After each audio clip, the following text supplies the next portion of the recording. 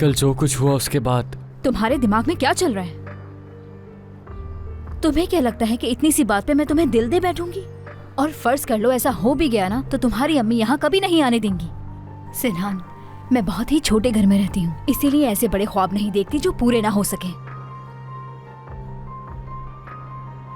बेहतर है कि तुम चले जाओ यहाँ से।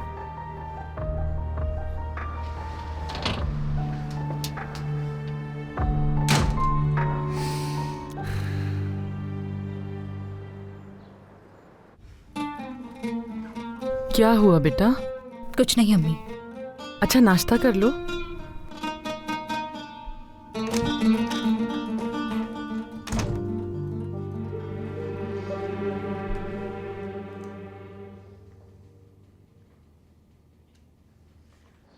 नसरीन, तुम नहीं जानती मैं तुम्हारे साथ क्या करने वाली हूँ। यहाँ आने के बाद कुछ परेशान लग रही हो फातिमा, सब ठीक तो है ना? मैं कुछ देर में वापस आती हूँ, मुझे काम है। वो ऊपर वाले कमरे। अरे किससे बात कर रही हूँ मैं?